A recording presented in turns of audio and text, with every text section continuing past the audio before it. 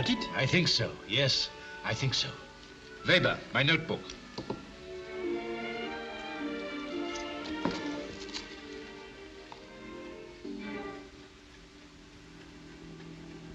What's the matter? I thought I heard someone outside.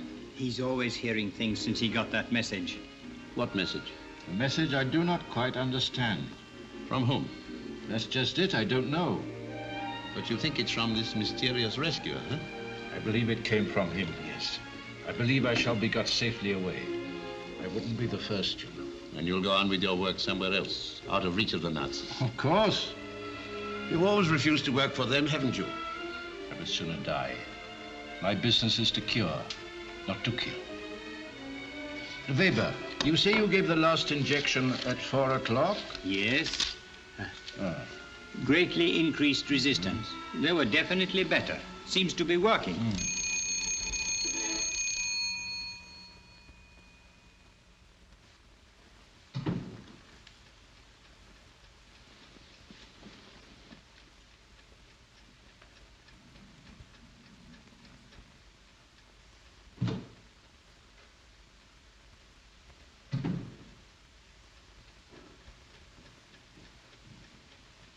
There is a man outside.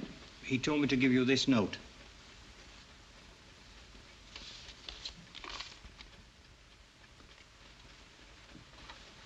Let me read it. Thank you. The mind of man is bounded only by the universe? What's that mean? I knew it. Weber, get my hat and coat quickly. And bring my suitcase. Notebook. Pencil.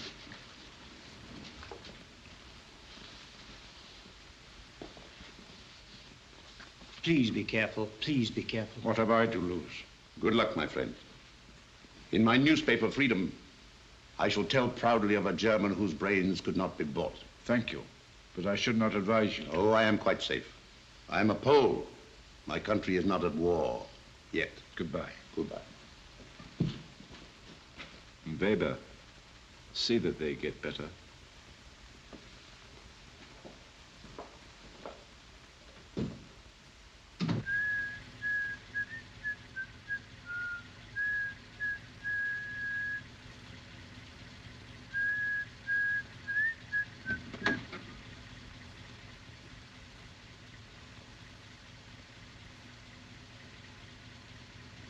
I am ready. Hurry, hurry.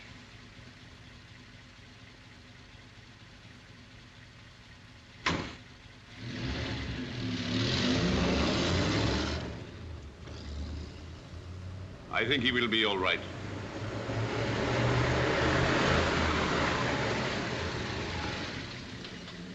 Dr. Benkendorf? He has gone away. That car that just left, follow it.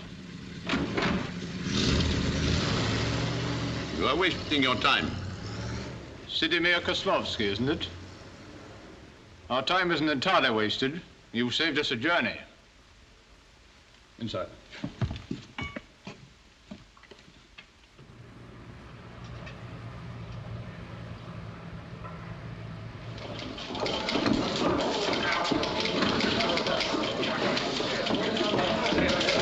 Get this, it's hot. Another big escape, just been pulled off. Please, Your Excellency, how's the reputation? Flash a headline. Mystery man, hoodwinks me.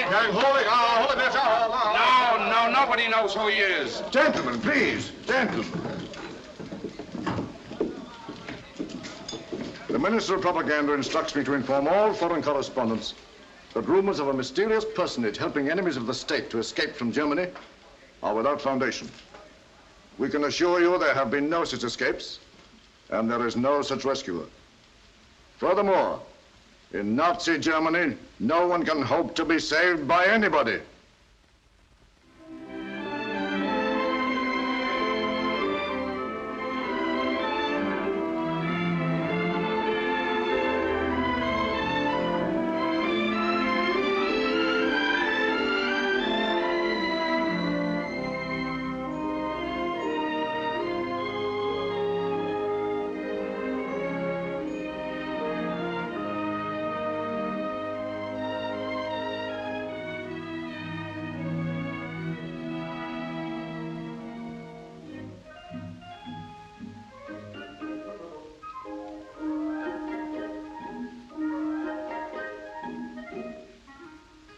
Jordan. Jordan. Yes, sir?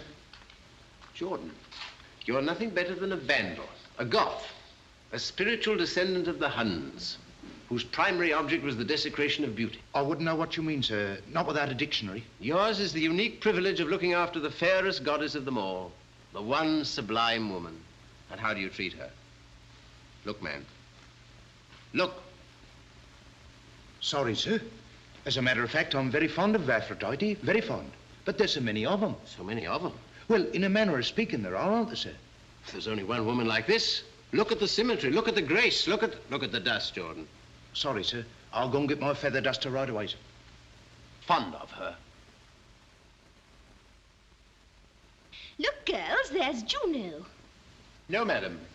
Not Juno. Aphrodite Callipygos. Are you sure? Well, I ought to know. I discovered her. Really?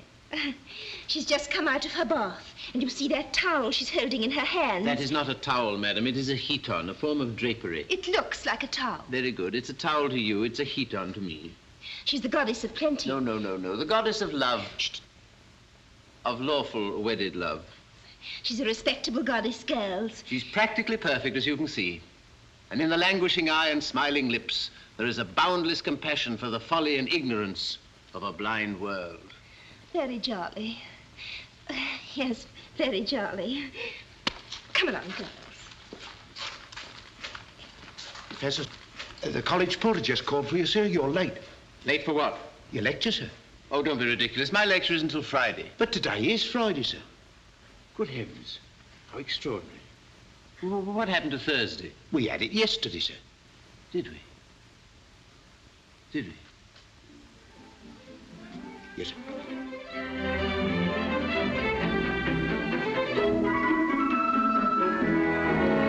morning. Good afternoon, sir. Where's teacher? If he doesn't hurry, the lecture will be over before it starts. Well, I've sent the porter to write him out. Half an hour's nothing. He didn't turn up at all last week. Hey, look at that boy. That's beautiful. I think it's insulting being so late. Well, what do you expect, baby? Archaeologists are always 1,000 years behind the times. No, Mr. Maxwell, a mere matter of 35 minutes, which compels me to omit 2/3 of my lecture, for which no doubt you'll be duly grateful. I shall therefore content myself with merely giving you something to think about till our next meeting. The constitution of ancient Greece bears witness to both practical and spiritual influences. For example, every line of the Parthenon either returns to Mother Earth or slopes gently upwards to the heavens. What is that? That's a dice. Dice? What's it doing here? It showed a regrettable tendency to return to Mother Earth. You'd better remove it. Yes, sir. Give it to me. Mr. Maxwell, I often wonder what persuaded you to join this class. My old man figured that a course of archaeology would sober me. He figured in vain. Anyhow, he was crazy my coming to England. That I can well understand. But to continue. Professor, could I have my dice, sir? To continue. In the Parthenon, we see the working of the spiritual influence, while in the dwelling houses of the Greeks, we find the practical, as emphasized by a strict division of the women's quarters from the men's, an arrangement which, in my view, proves the vast superiority of Greek civilization over our own. He's always making cracks at us. Greek women, moreover, were condemned to habitual seclusion, an admirable practice, which unfortunately is not followed in this university.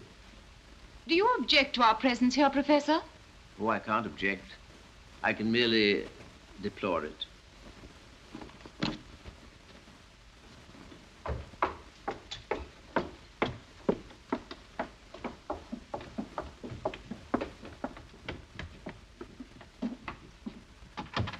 Now that we've succeeded somewhat elaborately in getting rid of the female students, I'd like to have a word with you. For some time past, I've been making excavations in Central Europe for the purpose of discovering traces of an Aryan civilization. Oh, I'm perfectly serious, gentlemen. It may surprise you to learn that the German government is most interested in the idea. Next week, the term comes to an end. Yes, Mr. Maxwell, it comes to an end. And in the vacation, I've decided that I might take a few archaeology students with me. How does the idea appeal to you? It appeals enormously to me, sir. And me, sir. I'd like to come, sir. So would I, sir, if the financial requirements can be kept within reasonable limits. I think I can guarantee that, Mr. McIntyre. That's 4. 4. Not a very flattering response. Would I be allowed to bring my young sister, sir? No, Mr. Elstead. I'm seeking to avoid the company of females in general and young sisters in particular. I assume you would not be interested, Mr. Maxwell? No, sir. I spend my vacations in the present, not the past. Good. Good. Professor, aren't we asking for trouble going to Germany at a time like this? Trouble? Well, I mean, I'd like to come too, but the jolly old balloon might go up at any moment, you know. Why, I hadn't thought of that. A rough house is just my meat. Mr. Maxwell, I've already accepted your refusal. I take it back, Prof. You can count me in. Oh, but I assure you... Now, Prof, you might need a few huskies. And I'm a whale at organization. You say the word and I'll run the whole outfit. Mr. Maxwell, one of the chief attractions of this expedition was the thought that for 3 whole months I wouldn't be seeing you. However... Now, that must remind me of something. Of course, crumpets for tea. Well, think it over, gentlemen. Those of you who want more information can come and see me in the morning. Good day. I'll be around with the whole thing scheduled after dinner. Come on, boys. Just brillig, and the slithy toes did gyre and gimble in the way. Astonishing. All mimsy. Ah, Professor. Good afternoon. Good afternoon. How are you, pray? Late for my crumpets, as a matter of fact, which, unlike wine, do not improve with keeping. Good day, sir. One moment. It may have escaped your memory that I am the dean of this college. Oh, so you are, sir. I'm so sorry. But you will hardly have forgotten Dr. Benkendorf. My goodness, the guinea pig. My old friend, how good it is to see you. Well, well, well, it must be nearly 20 years. All of that, I am afraid. Ah, this is wonderful. How are the experiments coming along? I tell you what, you must come round to my rooms after hall and we'll talk the clock around. May I remind you that the doctor is my guest? No, no, no, no. You're both of you my guests. Come along. Well, goodbye. Extraordinary fellow.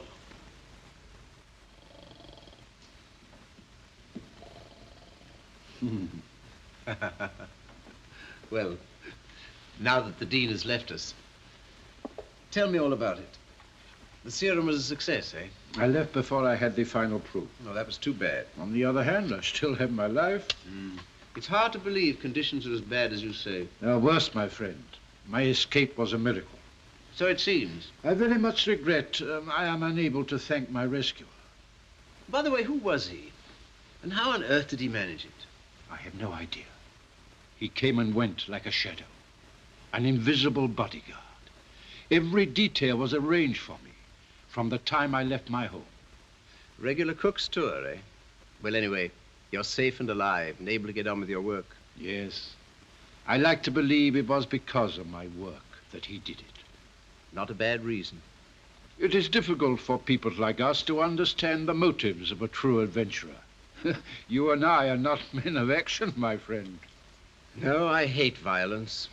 It seems such a paradox to kill a man before you can persuade him what's right. So uncivilized. Bless my soul, what's that? Everything's lined up, Prof, and I brought the bunch along for a final checkup. I said tomorrow. Sure, but I caught up on you by 12 hours. Now, look, Chief, here's the itinerary of the times of arrival and departure. An iron ration will be carried by all, and personal luggage restricted to 28 pounds. Now, we're all set to go. Go away. Don't you realize that I've... Oh, sorry. Sorry, sir. Oh, say, Prof, can I have my bones? Dice. No, they're my bones now. You're welcome, Prof. See you in the morning. Good heavens. Did I dream all that? I'm afraid not. We're all set to go.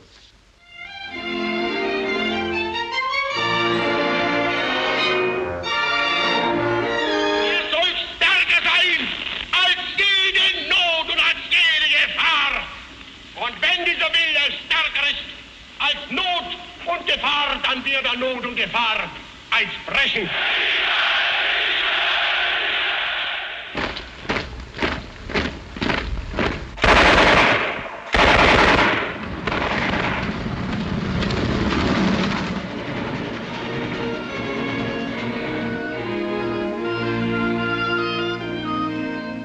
My home is in Oi. Oi? Oi. But when I am on duty, I am billeted at the chalet. You think he'll bite me? No, not unless I tell him to. Come here, gentlemen. I want you to meet a friend of mine from Oi. Hello, how are you? I say, Professor, we're not going to walk right on out of Germany today, are we?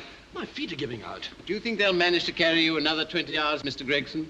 What's all this barbed wire for? We are at the German-Swiss frontier, gentlemen, and the barbed wire is to prevent the oppressed Swiss from escaping into free Germany. Say, do you see what I see? What do you mean, the cow? Yeah, the cow. Yeah, believe it or not, boys, that's a Bahnhofer cow. They produce less milk than our Jersey cows. Oh, really? You must tell me more of your experiences some other time. Anybody want any beer? Some beer? beer? I should say. What about you, John? Come on, Gretchen. Let's hear from you. Yes, come on now. You take the high road and I'll take the low road. I'll be in Scotland for ye, for me and my true love will never meet again on the bonny, bonny banks of Ogloman. Come on now, boys. Annie Lawrence. Everything all right, Herr Professor? Everything splendid. And the coffee's excellent. I'm glad it's to your taste, sir. Still at it, Prof? Yes. We shall only be doing about 15 miles tomorrow. It'll seem like standing still. Well, have we got our marching orders? Yeah, just another 15 miles. Does he never relax? He's like a man hunted by a conscience, forever forging ahead. There must be a reason for it. There is.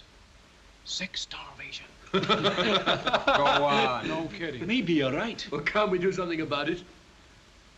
See, that's quite an idea. Twiddle on that floodle, Jock. I'm going into action. Hey, Tootsie.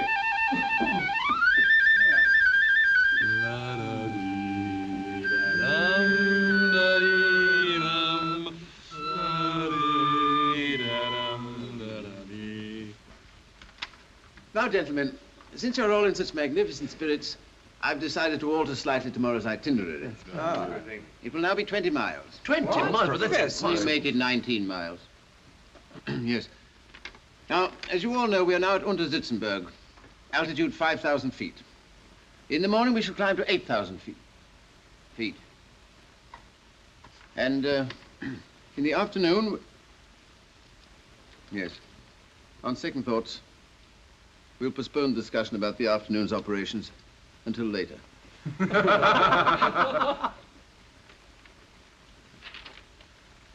And so, gentlemen, to bed. The call tomorrow morning is 5:30 a.m. Hello,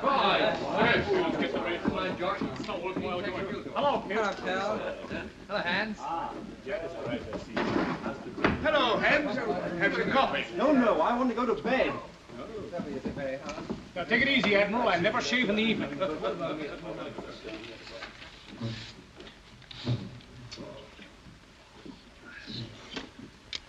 It's getting late, Herr Professor. Thank you for reminding me, my friend.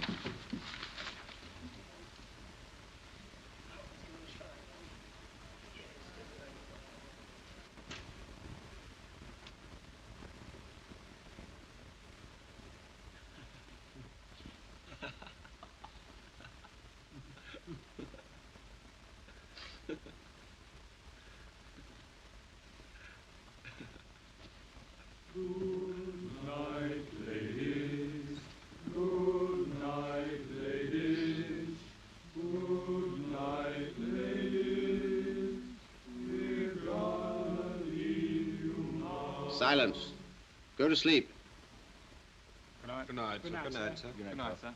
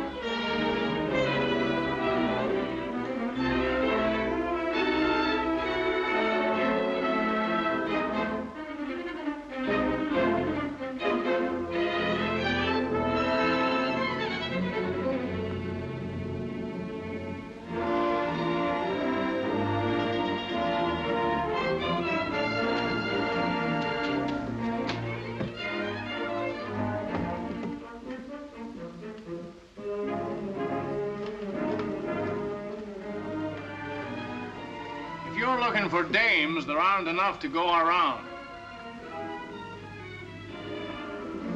Come. Follow me, sir? Yes, come.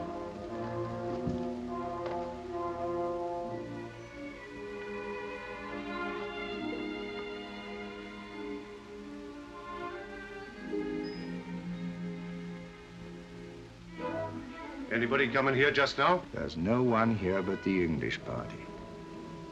So? I haven't seen anyone, sir. Are you sure? Yes, sir. I have been here since I came off duty. So?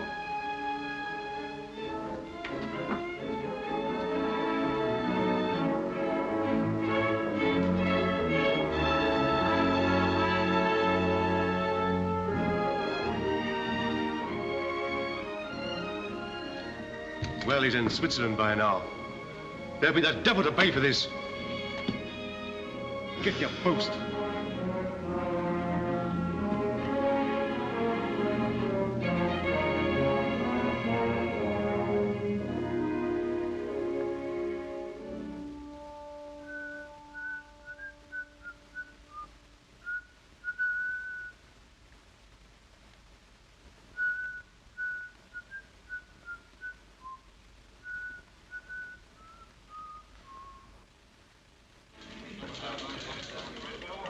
You don't expect me to believe that nonsense? Yes, I do. It couldn't be the same man. It might be. It couldn't be.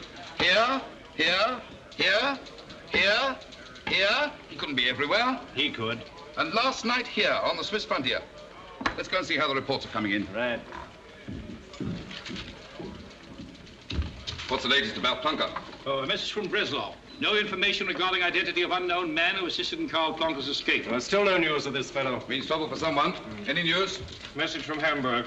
No information regarding identity of unknown man who prevented the execution of Joseph Fierz. Breslau, Hamburg, Belgian frontier, French frontier. All the same, no news. Plunker seems to have got away. Over the Swiss border, same as Joseph's in Blumenfeld. Schenkenherz went through Holland. But it's this damn shadow that Graum's after, if we can believe in it. Well, I do. You call this thing a report? What is the use, Herr Commandant, of the Gestapo arresting enemies of the Reich if you permit them to escape? Every precaution was taken. That's no excuse for your conduct. We are answerable for our conduct to General von Graum, not to his assistant. Kindly have my report delivered. I'm afraid you'll regret that, Herr Commandant. Please wait outside. Schmidt, take this report to General von Graum. Yes, sir. Oh, don't you think... At once. Yes, sir.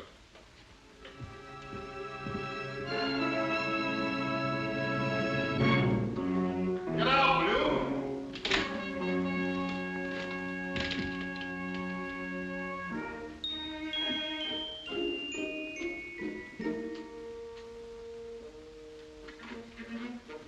Oh, Hoffman. Yes? Oh, hello, Schmidt. Take this report. In there. What is it? Only the report from the prison commandant about Karl Plunker's escape. I'm sorry. I was going to have my lunch. Hoffman, this is an order.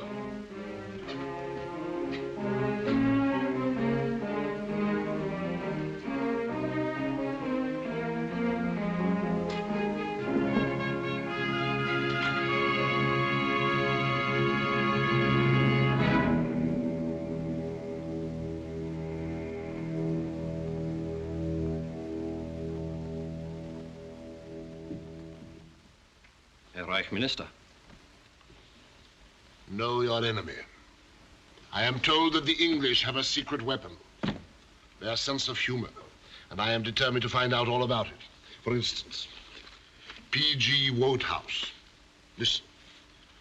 The man with the beard sighed. Down in the forest, something stirred. Is that funny? No, it's not funny. Good. Now, the famous English humoristic journal, Punch. Young lady at telephone. You say you have met an officer and a gentleman. Well, bring them both up. Not funny? No, not funny. Oh, good. Now, Edward Lear. There was an old man of Bengal who went to a fancy dress ball. He said, I'll risk it and go as a biscuit, and the dog ate him up in the hall. Very unfunny. Yes, very. Now, Herr Lewis Carroll. Alice through the looking glass. 'Twas Breilig and the slithy tovies did Gar and Gimbal in the Wabe. Painful rubbish. Very painful. No, I have come to the conclusion that the English sense of humor is a myth. They have no sense of humor, and therefore they have no secret weapon. The whole thing is a complete bluff.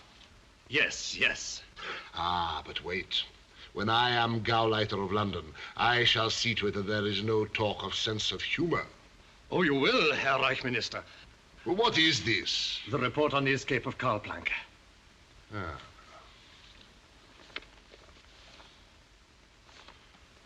Schmidt and Marx. Bring them here. Get them!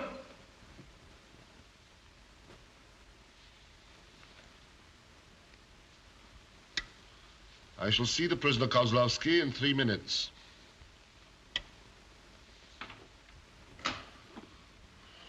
Ah. Come in, gentlemen. Come in. Incompetent clowns. You have read this report? I have, sir. I told the prison commandant what to expect. You did, eh? The frontiers are watched, all foreigners questioned. It won't be long before we get the man who arranged these escapes. Oh, then you have his description? Hardly, sir. No.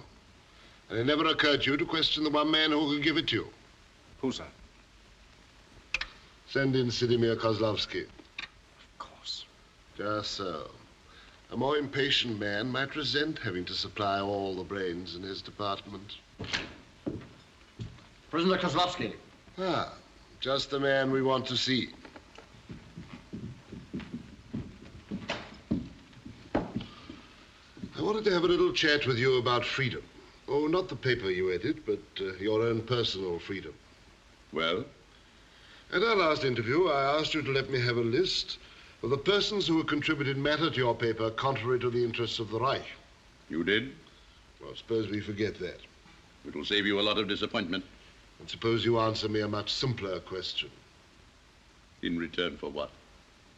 Ticket to Warsaw, the freedom of your own country while it exists.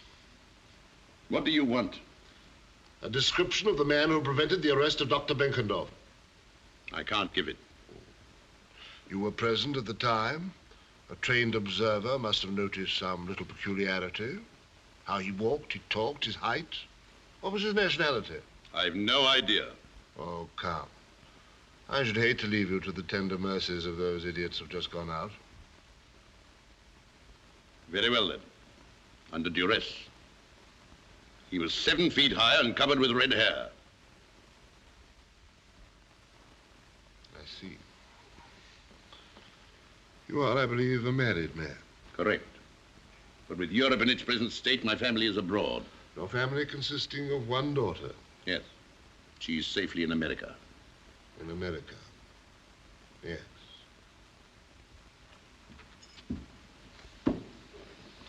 Thank you.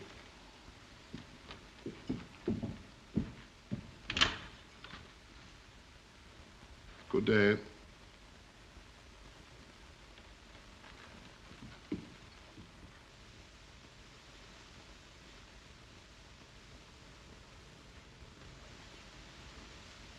Is it the real thing, sir? No, Mr. Gregson, I'm afraid it's just a flint from one of Mr. Hitler's new roads. That'll for you, Prof. Oh, thank you. I'm very sorry, Mr. Gregson. Well, look at that. Oh, that's very pretty. An invitation from our embassy in Berlin. Berlin? Oh, that seems an awful long way away. Wait a minute. Don't tell me you've forgotten we're all set for Berlin tomorrow morning. Are we? Sure. What time are we leaving? 9:52. Oh, a.m.? A.M., and I'm going to write it down. 9:52.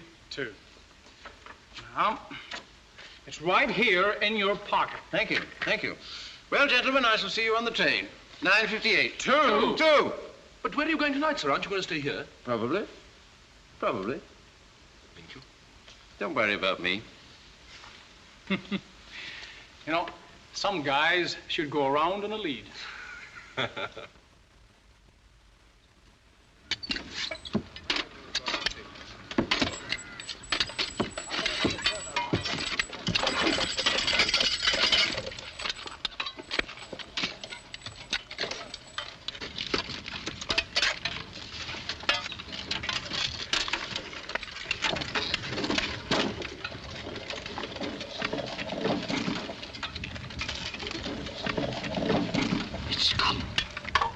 it, I tell you.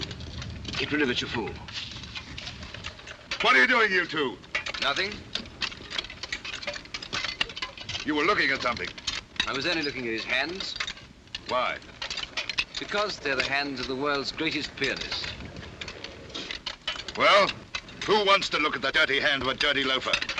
I shall report you for this. Name? Meyer. Karl Meyer. Get on with your work, or you'll have a taste of this.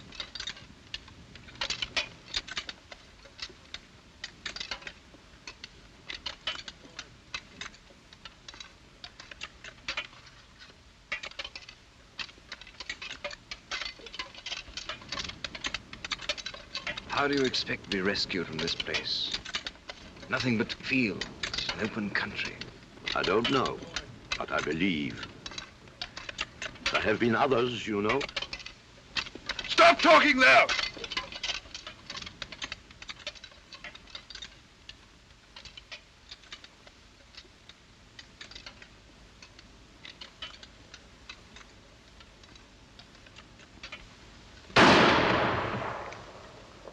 Next time there's any trouble, it'll be one of you scarecrows.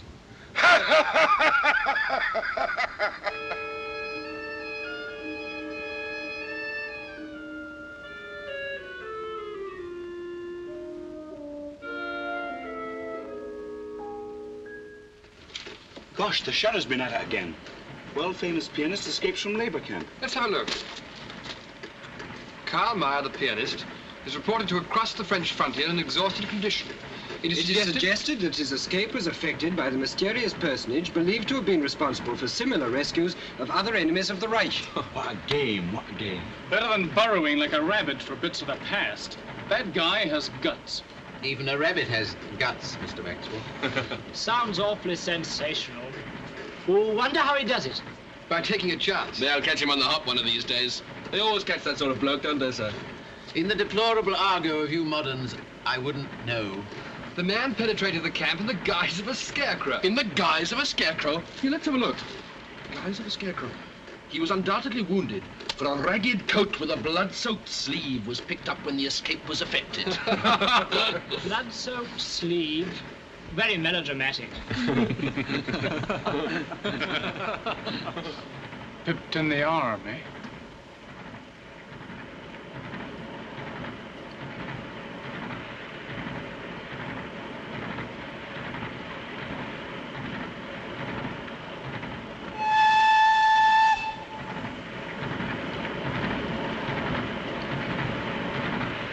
I wouldn't pay too much attention to newspaper reports, gentlemen.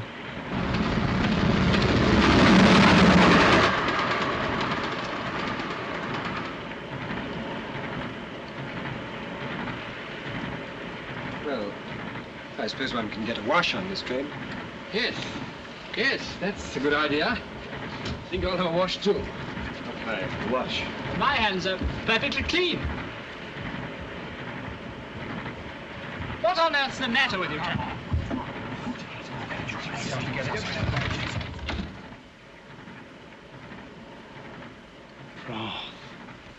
Just so, Mr. Maxwell. But a sensible fellow would keep his mouth shut. Oh, gee. Oh, boy. Well, kick me from here to Christmas. Apart from the wearisomeness of such an undertaking, I'm the one who should be kicked. For the not unnatural mistake of underestimating your intelligence. But how did you get into the racket? Trouble was to keep out of it. You see, when a man holds the view that progress and civilization depend in every age upon the hands and brains of a few exceptional spirits, it's rather hard to stand by and see them destroyed. But how did you get away with it? You, of all people. Mr. Maxwell, I'm not a spectacular person. In fact, a natural capacity for melting into the landscape has suddenly proved very useful. I guess you're one of the greatest guys in creation. That, Mr. Maxwell, is a gross overstatement. Actually, I'm a singularly weak person who invariably gives way to his impulses.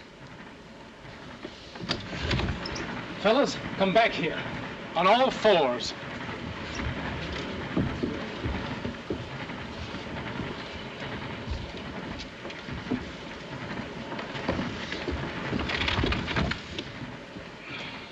Well, gentlemen, I hope you feel duly refreshed. Yes, thank you. We do.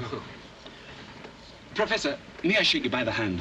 Certainly, Mr. McIntyre, especially as we shall soon be saying goodbye. Goodbye? What? What else? Now that you've discovered my guilty secret. Yes, we've got something to say about that. Plenty to say. Yes, we've been talking it over. Yes, sir, we want to be in it. We are in it, up to the neck and through to the finish. Oh, no, you're not. Oh, yes, we are. Otherwise, I'm afraid we'll have to give the whole show away. Hey, fellas? Yes, sir, because we really want to be in it. What is this, gentlemen? Blackmail? Well, a nice kind of blackmail. Yes. Yes, I'll attend to it at once.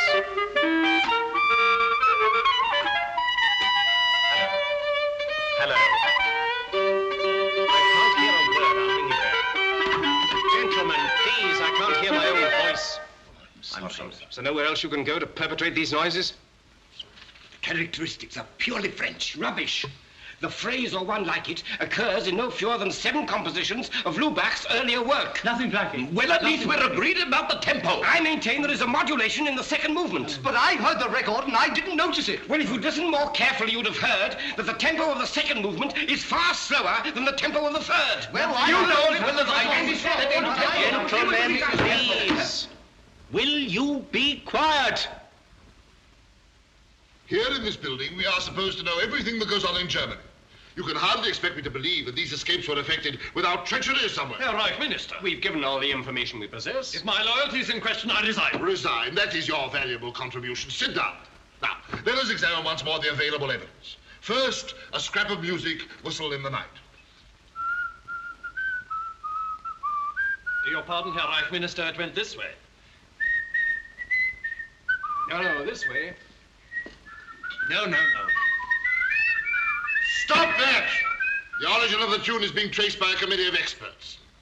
Secondly, the corner of a card found in the pocket of the Scarecrow's coat. Send in Herr Ziegler. Where is it? Here it is. A piece of pasteboard, gilt-edged, with RSVP printed in copperplate on one side, and the figures 952 in pencil on the reverse. Well? It must be part of an invitation card, sir. Oh, well done, Herr Schmaus. And that being so, it is possibly one of a number issued for the same reception.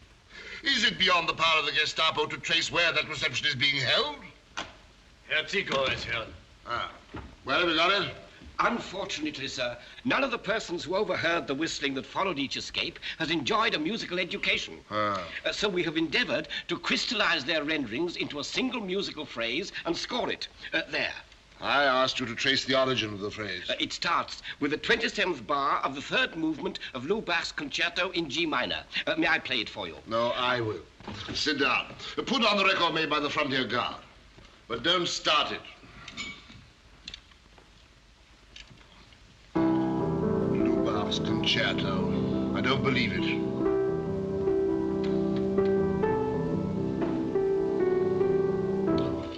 Put on the record.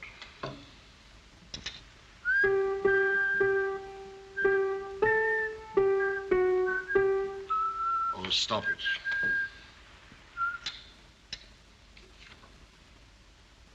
Well, here at last we have something. Come over here, all of you.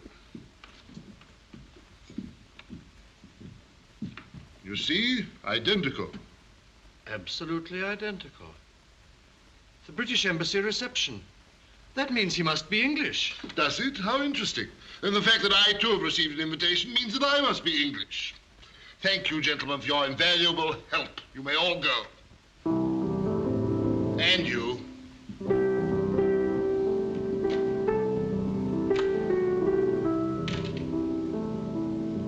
What are you doing here? I was just collecting some papers. What for? I don't know. I always do. What's your name? Wagner, Herr General. Do you like music, Wagner? Not very much, Herr General. Do you like this melody? It's quite nice for an English tune. Did you say English tune? Why, of course. An old English song. There's a tavern in the town. Come here, Wagner. Herr General. Don't be nervous. You shall be rewarded. You are a genius. You shall have a signed picture of the Fuhrer. Have a chocolate.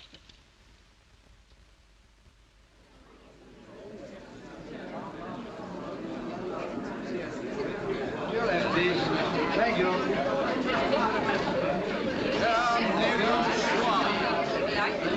His Excellency the Peruvian Minister, Madame Gordia. Lord and Lady Grabby. How do you do, sir? How are you, my dear? Look at Vera. The ambassador not here? No, he had to fly to London. Oh, things as bad as that, eh? Well, hope springs eternal, eh? Herr Reich Minister, General von Graum. My felicitation. I'm so glad you were able to come. I never miss an opportunity of cementing the friendship between Britain and the Reich. Oh, it was very happily put. I hope you will be able to come to the Nuremberg rally. Yes, I hope so. What's it in honor of this year? Peace. Captain and Madame Leroy.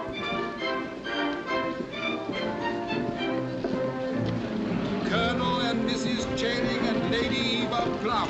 That man over there. Where? By the table. Well, the one by the fireplace with the beard. Idiot, that's one of our men.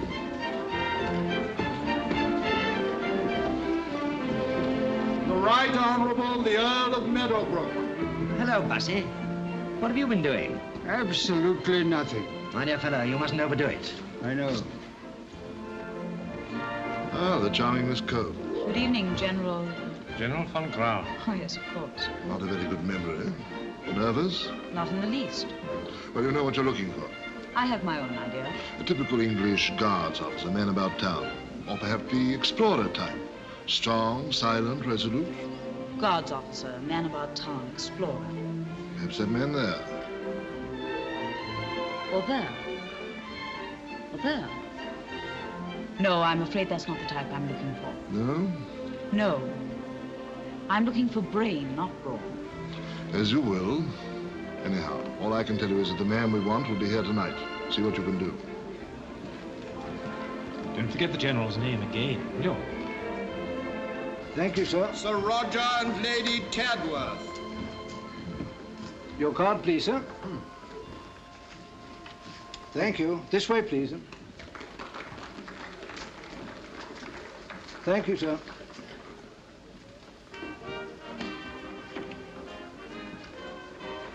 His Excellency the Chilean Ambassador. Have you got a match? I'll get you one, sir. Thank you.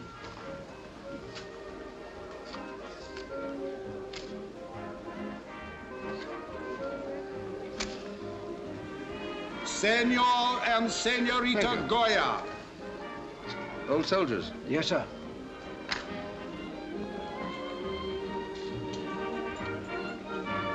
Sorry, sir.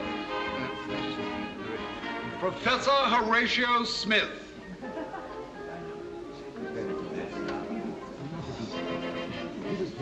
Hello, George.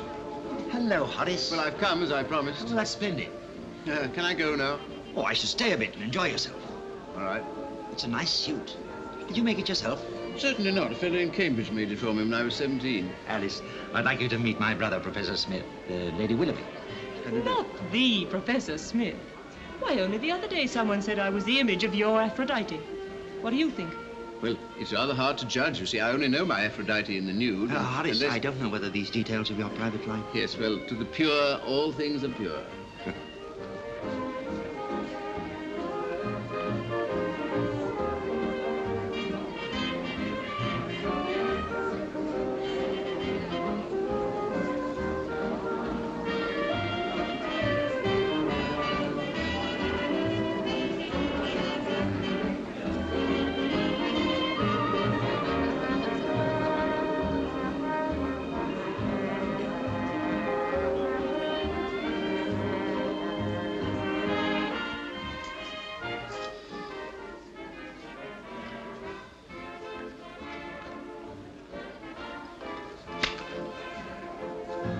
I should take things a bit easy.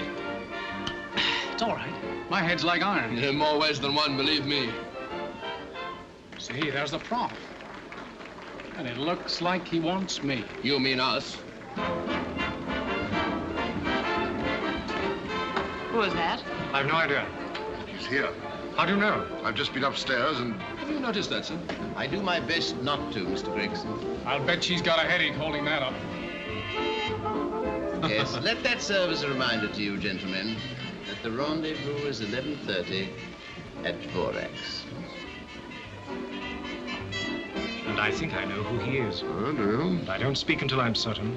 But I thought you said there were half a dozen cards with their corners torn off. Yes, but only one that would exactly fit the one that I have here.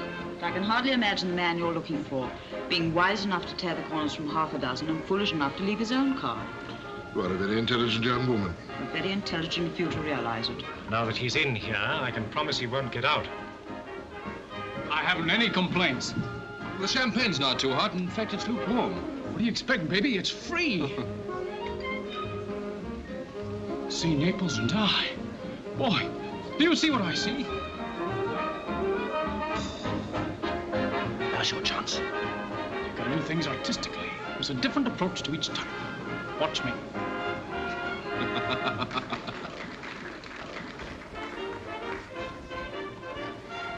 Excuse me. Oh, I'm so sorry. I thought it was somebody else. Von Graum. Smith. Clearly a case of mistaken identity. I'm looking for Jekyll, and I find Hyde. Jekyll? Hyde? Oh, an English joke. Well, hardly a joke. Well, excuse me. No, you mustn't go. Tell me more about yourself. I'm always interested in local customs and habits. For instance, what do you do with yourself? I hunt for the enemies of the Reich. Do you? Do you get much shooting? Oh, waiter. Well, excuse me. I think someone wants me. No, not until you've had your coffee. They tell me the British Embassy is the last place in Germany where it can be obtained. In Germany, we have discovered that a substitute can be better than the real thing. Ah, the story of the grapes. Tell me, is it a fact that in your country there's no longer any freedom of speech? Oh, lies. All lies from the degenerate plutocratic press. Ah, is that so? Well, then you see, journalism is so untrustworthy, isn't it? May I ask what brings you to Germany, Herr Smith? A thirst for knowledge. I'm trying to discover whether there was or was not an Aryan civilization in this country. There was. Ah, some people say there wasn't, but I shall find out. Here's a whiskey, Bussy. What do you have in it? Absolutely nothing. You know, it is extraordinary. Bussy's vocabulary consists of absolutely nothing. It's sublime. It's ridiculous. It can mean anything. And it can mean absolutely nothing. It can even be an insult. Or a password.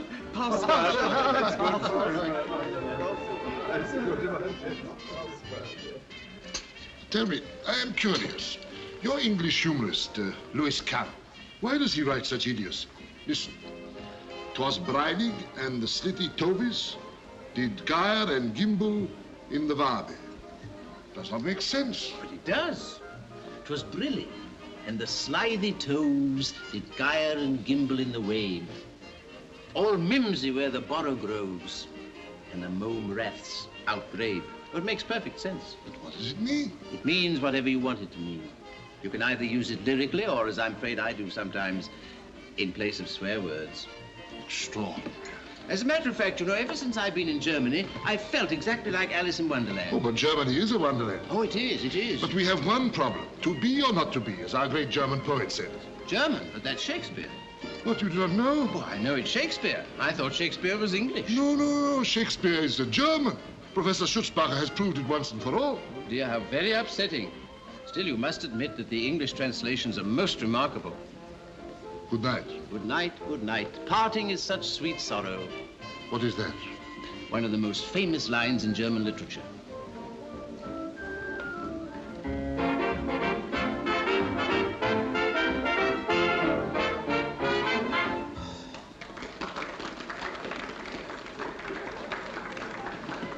You haven't even told me your name. It's Ludmilla. What a lullaby. Millie for short? No, Lucinka. Oh. Have you noticed the music stopped? Oh, right back to earth again. Let's talk about you for a change. Apart from being American, what are you? I'm a student of archaeology. Very funny. Oh, on the level. I'm a member of the Professor Smith expedition and proud of it. Smith? Oh, the vague person I saw you talking to. Who looks as though he hated coming into the middle of the room. The greatest guy that ever drew breath. Really? I always said one shouldn't go by appearances. I could tell you things about him that'd knock the legs from under you. You could? Then do. No, I guess you'll have to take my word for it. Then get me a glass of champagne to make up for it. Sure. I'm certain it's him. I've just been listening to him. What did he say? Absolutely nothing. Why bother me? But that's what he said. Did you want me? Yes. Our friend Marx thinks that it's that fellow there. What's your opinion? I wouldn't have said so. Oh, have you a better suggestion? Yes. Yes, I would have said he was more likely. That man by the statue.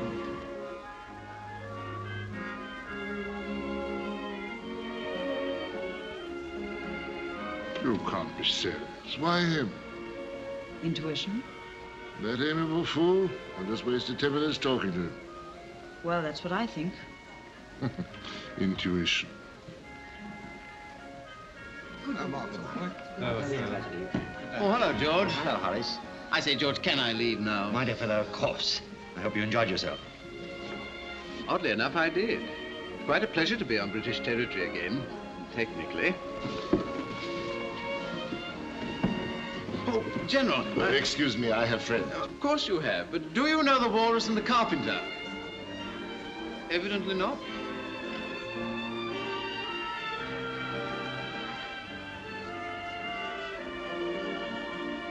In America, they regard German propaganda stories as jokes. They are mistaken. In Germany, we never joke. Oh, here's that terrible fellow who's been haunting me all the evening. He's following me about like a shadow. Excuse me. Well, what do you want now? I want to arrest that man. Who? The man they call Bussy, the Earl of Meadowbrook. Here in the British Embassy. Don't be a fool. All the same, I want... What are you doing with her? Absolutely nothing. Lovely trees. A midsummer night's dream. Oh, I beg your pardon. It's quite all right. Now, I know a balcony where there isn't so much traffic. I find it quite pleasant here. I've been looking for you all over the place. The professor's just leaving. He would. Well, oughtn't we to be going too?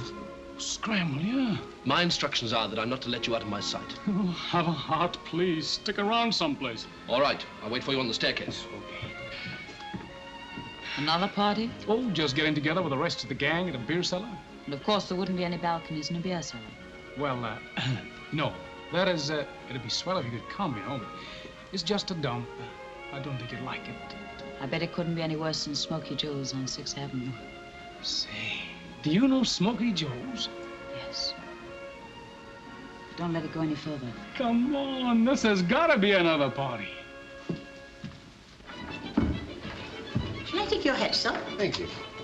Well, well, well, well. Still at liberty, and they say the age of miracles is past. Well, you put on weight, Reich. What's the news? Democratic League's in trouble. What again? And they've arrested that Polish editor Kozlowski. Oh, those hotheads. Ah, Kozlowski's a great man. Yes, I know, but I'm not interested in politics. I know, but you should be. Good evening, gentlemen. Oh, good evening, sir. What was the party like, sir? It was very instructive, Mr. Spencer. What do you have? I think I'll have a Pilsner. Yes, sir. Who's that, new waiter? Yes, he used to be in the telephone service. Really? He was dismissed. Little trouble with an SS man. Oh, yes. Excuse me. All ready for tonight, sir. Shh, not so loud. There might be a microphone hidden under the table. You don't mean? No, Mr. Elstead, I don't mean. We're perfectly safe here. Look what's just come in. And I wasn't allowed to bring my sister. Who's the girl? I'm sorry, Professor. I did my best, but someone else did better.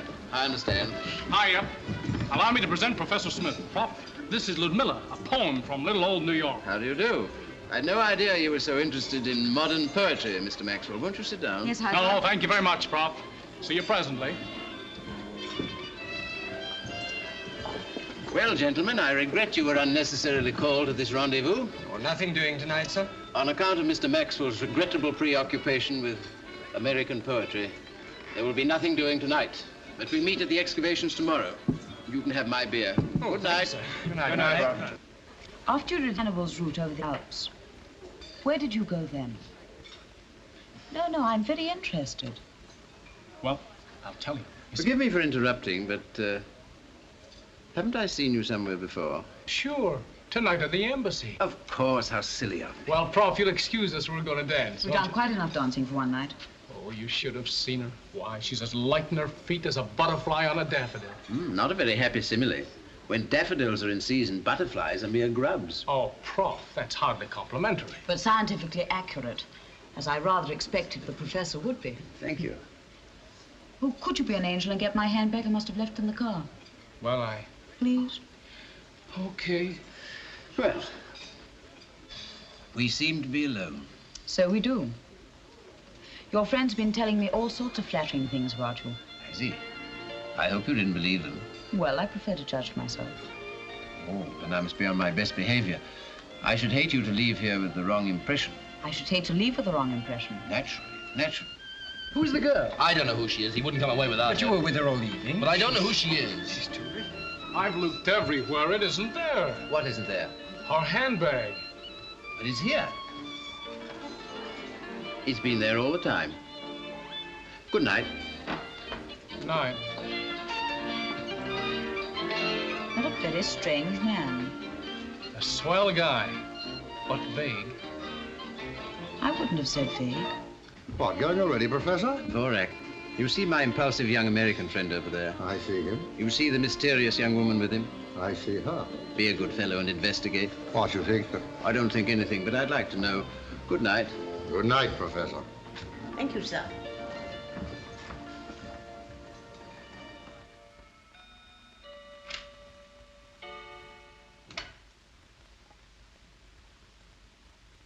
I think you've made a mistake.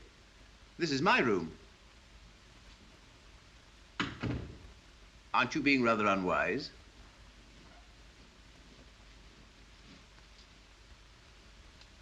I want to talk to you. I dare say you do, but this is neither the time nor the place. Don't worry. No one saw me come into the room. Then let's hope no one sees you go out. Good night. No. You've got to listen to me.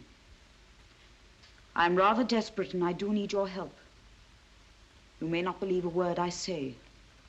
But before I leave this room, you will believe. Now, my dear young lady, I do wish No, no, please don't say anything till you've heard me.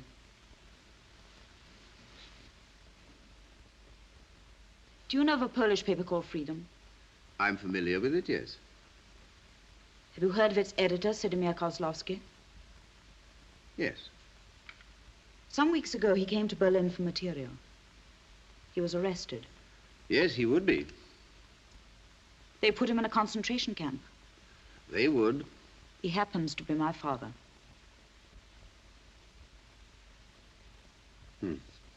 I received a cable in New York, which I believed was from him, begging me to come at once. It wasn't from him, it was from the Gestapo.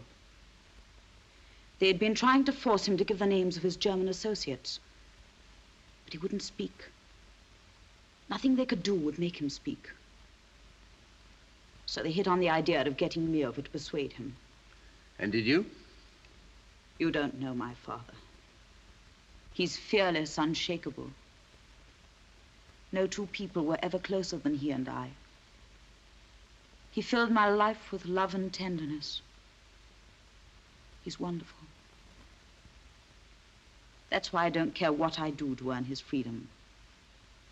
There's nothing, nobody I wouldn't sacrifice for that.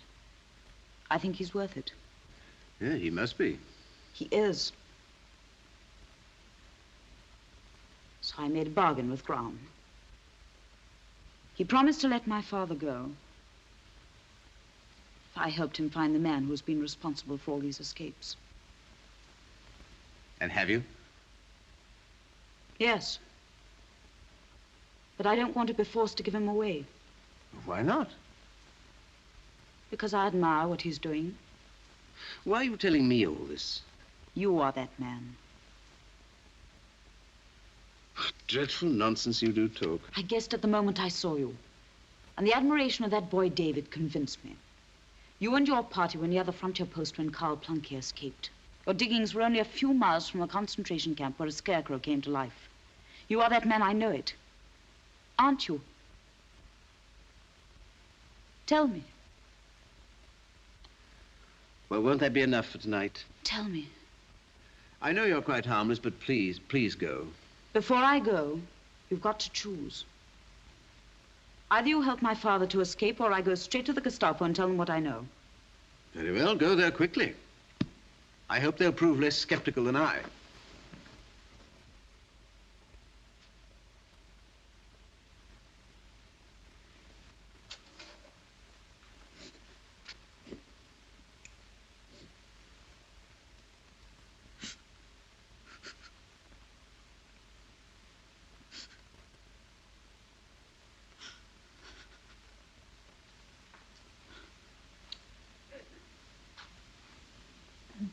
What on earth are you crying for?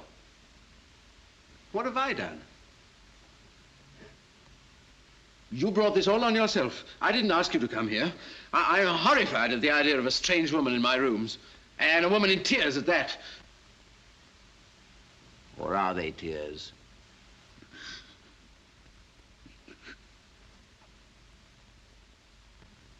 Yes, they are.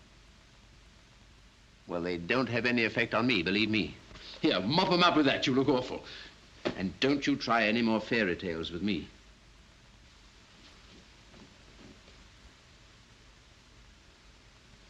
Here, you've forgotten your...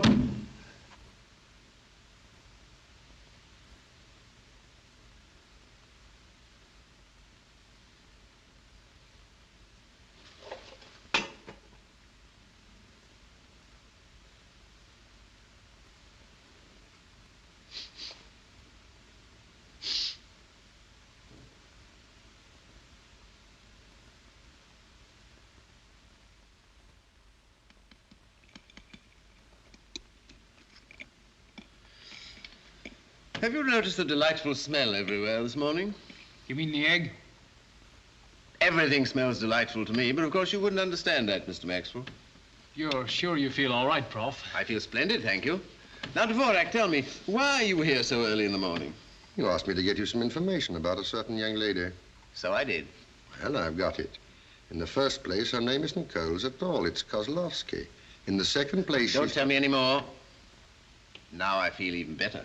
What is all this? Trailing a girl with whom I've a luncheon date. Have you? Sure. Good.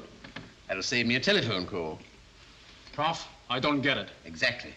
You made the same mistake I did. The trouble with us, Mr. Maxwell, is that we don't understand women. We've even forgotten they use powder on their faces.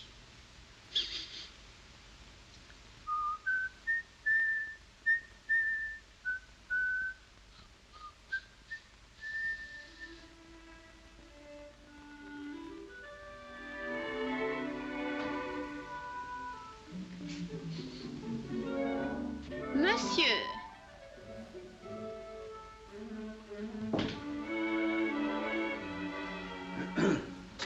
Can I help you? Are you French? Yes.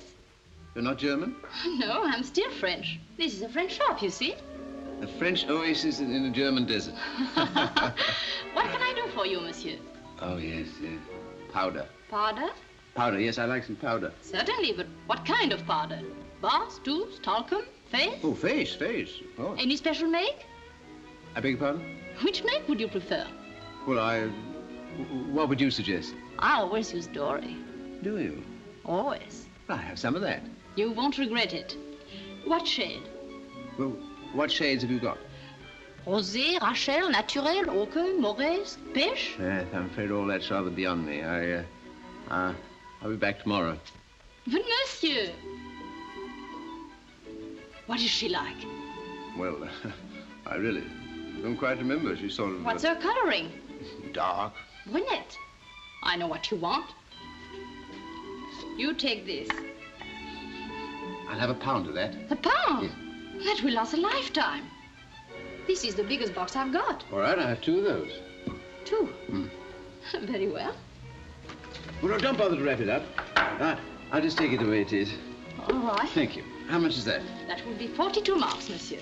42 marks. Thank you. Thank you. Will you allow me? Gentil comme ça, n'est-ce pas? Born in France? Born in France. It's remarkable. Goodbye. Goodbye.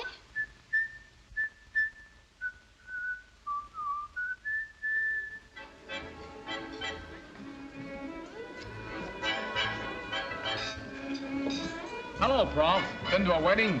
Good morning, Mr. Maxwell. Good morning. I hope you'll forgive me for having invited myself to luncheon. Certainly, if I knew why you had. Yours, I believe. What's this? Your handbag. Thank you. Yes, I would have run after you last night, but unfortunately everything fell and scattered all over the place. I reached home before I realized I'd left it behind. Say, when did all this happen? As a matter of fact, your powder was spilled too, and I bought you some to make up for it. You needn't have bothered. Oh, there's no bother at all, there. I say, my favorite shade. How did you know? Intuition. Yeah, what's going on? First you're darn good to each other, now look at this. Well, now to business. Where's the menu? By the way, whose luncheon is this? Mine. No, it's not. It's mine. So's the bill. Mr. Maxwell, if you heard that a very remarkable man had been imprisoned by the Nazis, what would you do? My damnedest to get him out. Isn't that amazing? Every now and then, he and I have exactly the same idea. Could I have some water, please? Certainly not. Dvorak, some champagne. What kind of champagne? Oh, dash it, I've had this conversation before. Any kind. Rachel, Naturel, the best you have, only hurry. I don't know what to say to you. Can't quite believe it's true. Suppose we have some nice cold trout to start with. And we'll follow that with... I don't even know where they've taken him. No one knows, except the Gestapo. He's at Grossberg. What's this? Milk-fed lamb cooked in creme de menthe. The things they think of.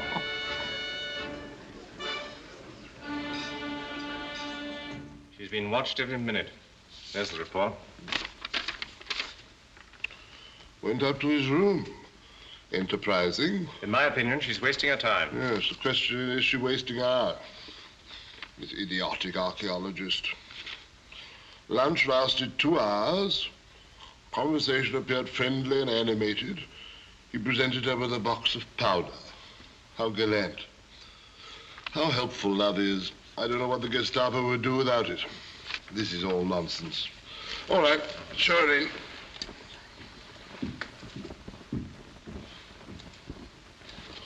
Ah, good day, Miss Cole. Sit down. You're looking very radiant. It must be love. I'm afraid not. Even though I did go to his room last night. Room? Whose room? The professor's. Didn't you know?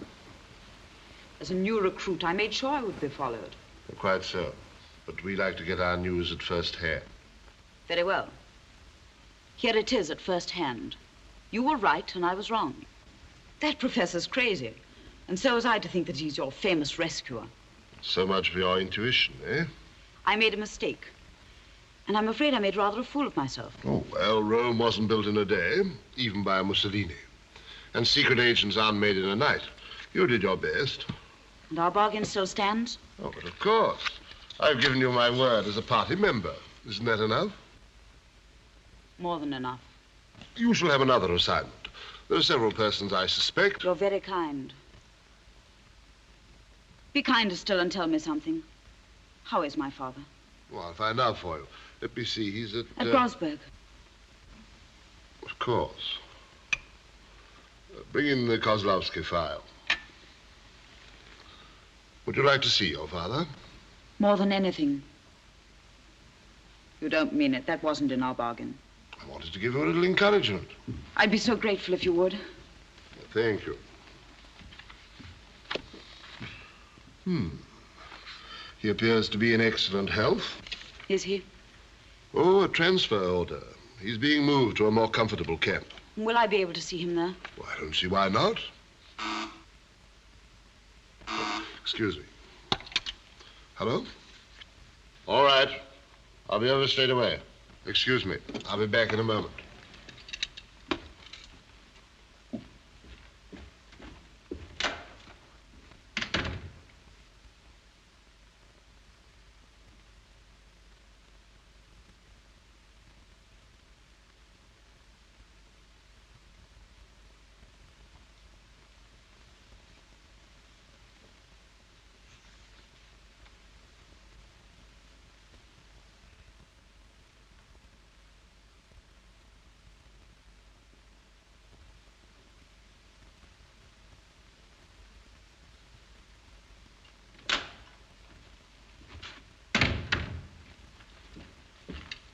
Well, my dear young lady, I'm very busy at the moment, but I'll be sending for you again shortly, and I hope you and your father will be together again very soon. Goodbye. Thank you. Goodbye.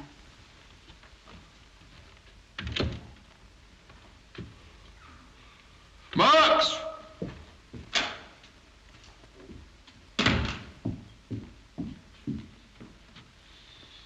I didn't believe her, Marx.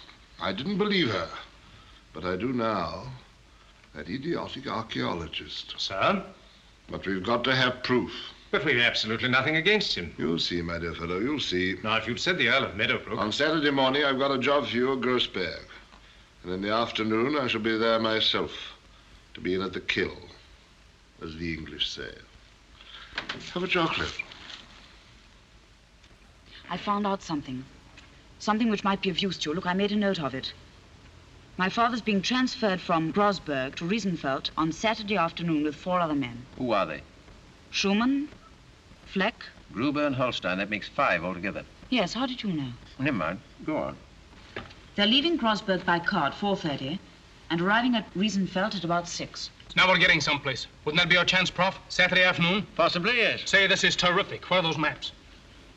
Do you mind if I try to work this out, Prof? Not at all. Thanks. Now, here's Riesenfeld, and here's Grossberg. That's about 60 miles, say 45 miles per hour, starting 4:30. Now, we're parked in this road here somewhere. Look, there's a wood at the bottom of the hill there. Yeah, they'll be going through that wood about 5:15. Yes, we can get a tree across the road. That ought to hold them up for long enough. Yeah, then we can scoot down this side road here and catch the main road to Berlin. Here. How's that, Prof? Sounds all right. Why, surprise is a principal element. Surprise. If only you could do something. Don't worry, we will. Well, if I can't be of any more use to you, I'll leave you. My taxi's ticking away. Goodbye. Thank you for coming. You've done very well. Goodbye. I'll show you the way. Say, where's she going? It's too late. You missed your chance. Oh, well. Say, how's that for the plan, Prof? What plan? The plan of the escape. Gentlemen, Mr. Maxwell was serious about this plan. But we'll never get another chance like this. Possibly that's exactly what the Gestapo wanted you to think. This guy's got to be saved. Something's got to be done Saturday. On the contrary, if we do anything, it'll be on Friday. Friday? But you said Saturday was the Look, day. Prof, what I found. Is it any use? Any use? This is remarkable. Say, listen, Prof, my plan. 1000 BC, I think. Never dreamt we had anything like this here. Wait till Oxford University hear about this. They'll be green with envy. My plan, Prof. Prof. But this is astonishing, really astonishing. Thank you, Mr. Elstead. Thank you. 48 hours and he hasn't uttered a word. Do you think he's thought of anything? Let's ask him.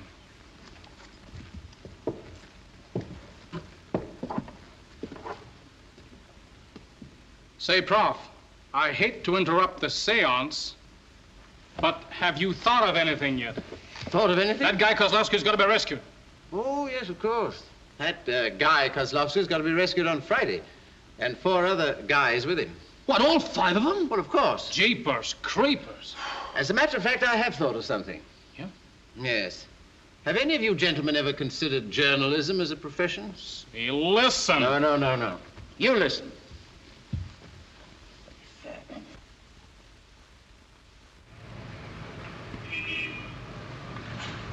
I'm getting them now. All right, here they are. Atop the private line. Go to it, fella. Propaganda Ministry? Gestapo headquarters speaking. Department X2. About those 6 American journalists. We are permitting their visit to Grossberg. The journalists who wish to accompany Herr Bodenschatz. You're representative of the Bund. What do you mean you don't know? Then find out. Hey, take it easy there. I have, You wish to see... I've seen... I have, No visitors except by appointment. How long have you been here? You don't know me? Ever heard of the American department? Yes, sir. I thought... All right, don't apologize. See if you can find my umbrella. I left it behind the other day. Bodenschatz is the name. Excuse me. Well, just the man I wanted to see. You don't recognize me, but I remember you. I heard Dr. Goebbels say some very nice things about you. So, keep it to yourself. How's the baby? We're getting married at the end of the month. So, Now, how about the 6 American journalists? What about them? I'm asking you. If you don't know anything about it, get me someone who does. Perhaps Herr Grabitz would know. Grabitz should know.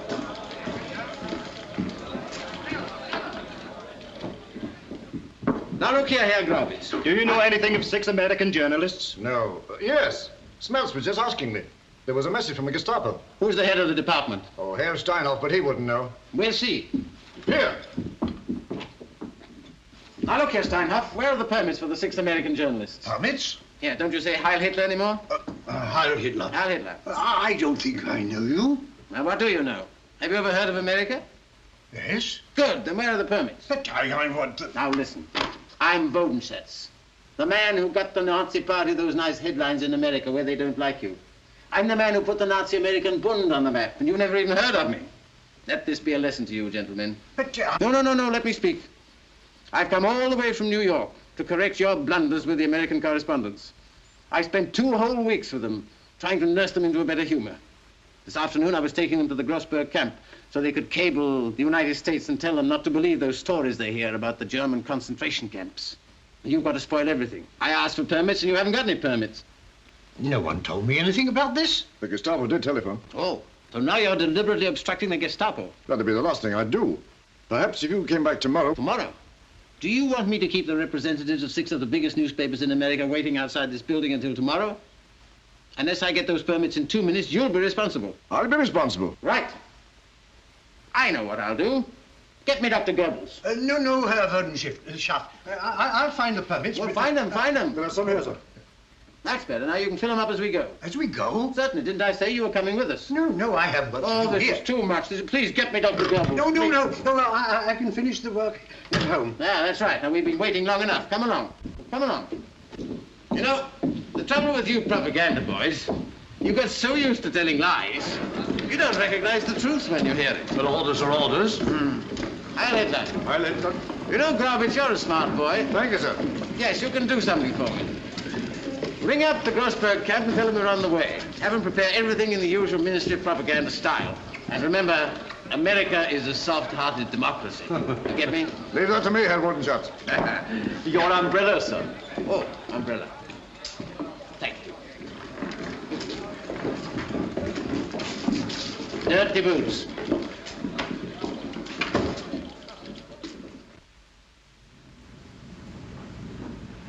The journalists are just arriving, Herr Commandant.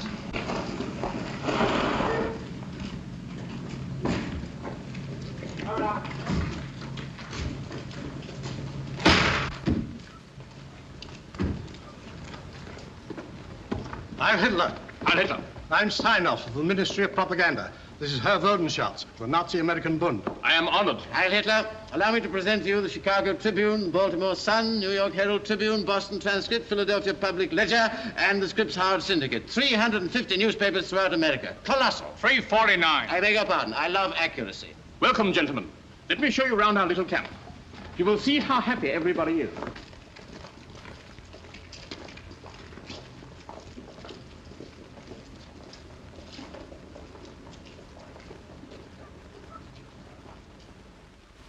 Come on, do your propaganda stuff. You can talk, can't you? You see, gentlemen, there is plenty of food. Eggs, vegetables, bread, butter, jam, and fruit. A real fruit. Ketchup!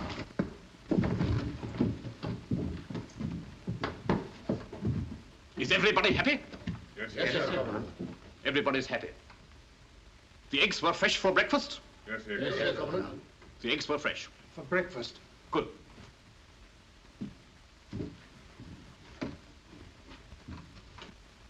In this hut, we have some men who were stupid enough to insult our beloved Führer, the editor of an anarchist Polish paper, and 4 misguided German contributors.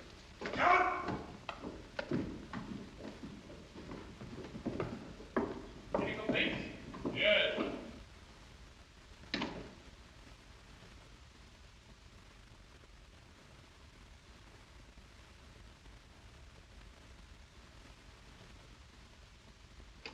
Well, I'm glad you've all learned the truth.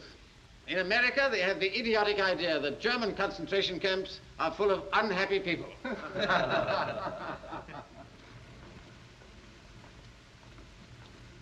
And the truth is, the American people only pretend to be democratic. At heart, they are 100% National Socialists. I thank you.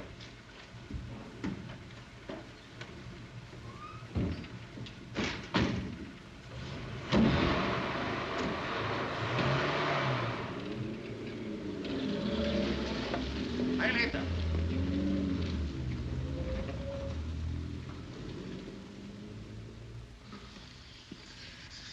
Well, goodbye, Wodenschatz.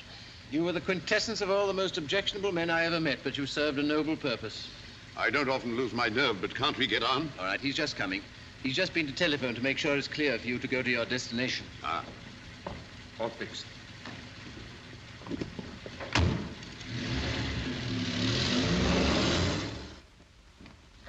Halt! Left turn! All ready for visiting room, sir? I'm ready. Carry on, Sergeant. Left turn! March! Visiting rooms. Get up! What are they doing down there? Stir them up, Sergeant. Get up!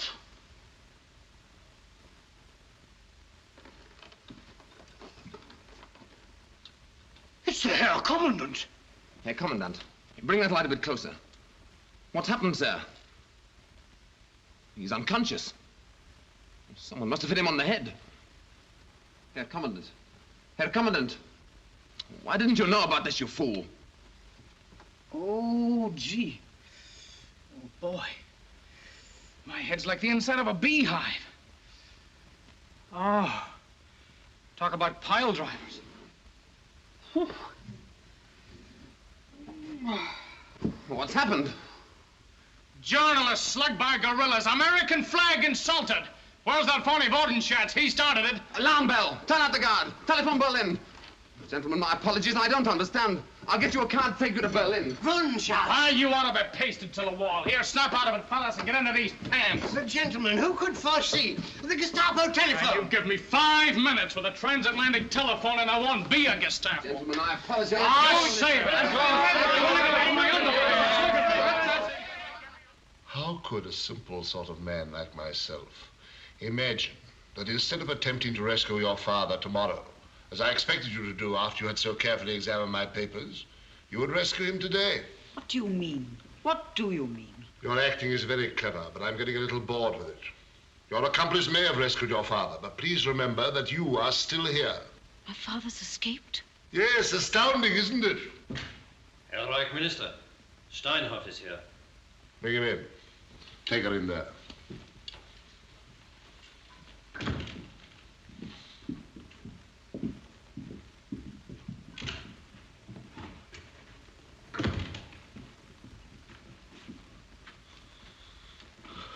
Good evening.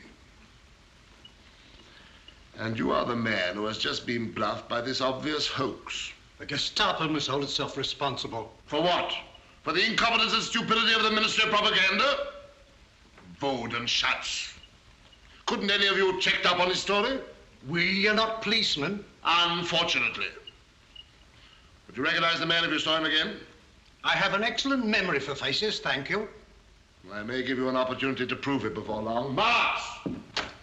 Ah, Marx, that archaeologist. Professor Smith. Yes, Professor Smith. I want to see him here at once. Bring him. But did you want me? Did you want to see me? Yes. That's odd, because I wanted to see you. Come in here. Thank you. I'm so glad to find you're not busy, because I've been doing a little research work. That's just what I want to do. On the identity of Shakespeare. I'd like to know how you spent this afternoon. What's the matter with you? You seem upset. I spent the afternoon in the library of the embassy. Now, this proves conclusively that Shakespeare wasn't really Shakespeare at all. No? No.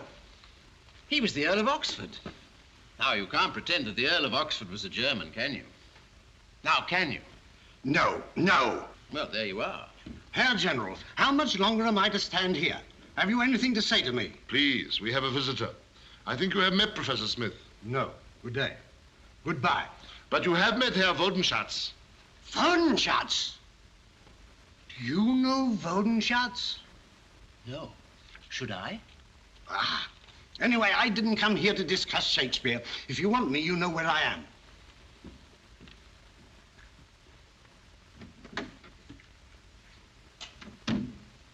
The Earl of Oxford was a very bright Elizabethan light. But this book will tell you he was a good deal more than that.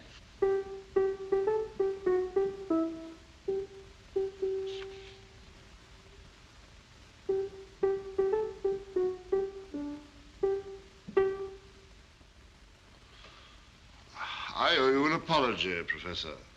Can you spare me a few moments longer? With pleasure. Here's somebody who will recognize you. Come in, Miss Kohls. Ah.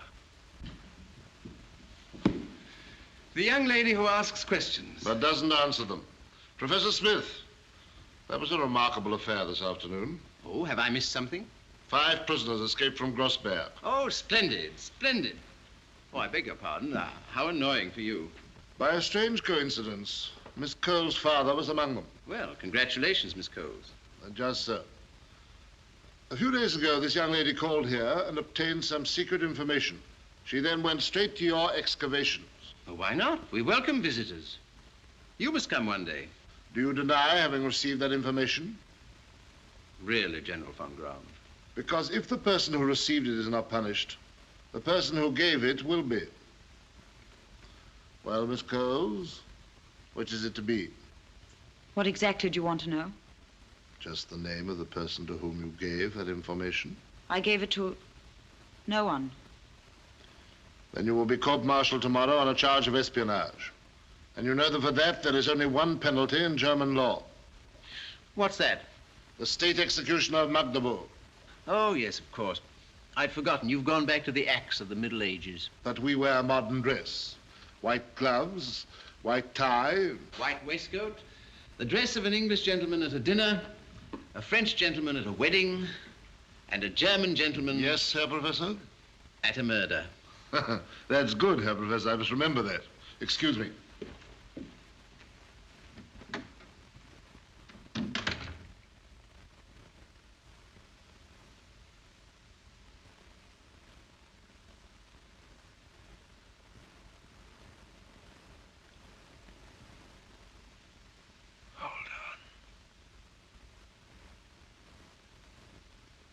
My dear child, to a man of peace like myself, all this seems incredible. But in your own interests, if you do know anything, wouldn't it be wiser to speak?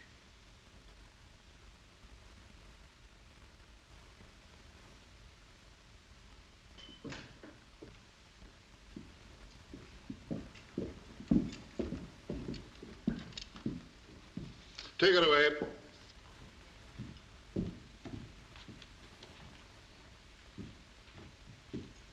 May I say a word? General von Graum, you appear to regard me with some suspicion. First of all, you confront me with an individual who's supposed to identify me as something or other but refuses to do so. Next, you threaten the life of this young lady on the presumption that I shall make a gallant gesture and declare myself as this fellow you want. But I'm not in a position to do that. I see. Go on. Well, after such a procession of disappointments, you surely cannot intend to commit the crowning folly of cutting off your chief source of information. In the absence of any hint of subtlety, it doesn't surprise me that this rescuer has been so successful. Still, it's no concern of mine. I just came here to talk about Shakespeare. Perhaps you'd care to read about the Earl of Oxford.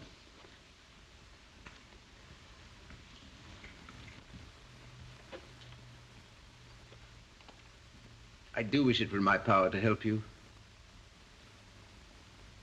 Well, goodbye. Professor, you should have been a detective. Of me? Oh, thank you. All right, Miss Kohls. You can go. Does that mean I'm free? For the moment, yes. Perhaps the professor would care to see you home. Oh, dear. I'm afraid I'm a very poor escort. Well, allow me.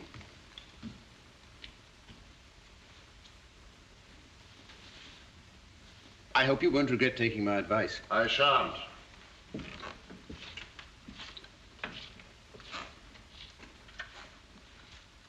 Why did you let her go? It's not her I want, you fool. It's him. That man, with his English superiority, seems to be mocking at our greater German world power. And I've got to get him. Got to. Yes, Herr Reich Minister. How are you feeling? All right. No, don't ask me any questions. We're not alone. Ah. How about a glass of wine? You need it.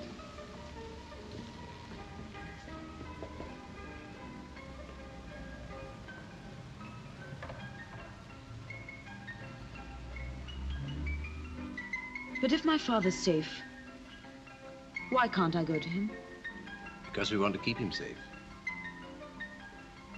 Is he in Berlin? The fewer people who know where he is, the better. Here, drink your wine. It'll do you good. Excuse me.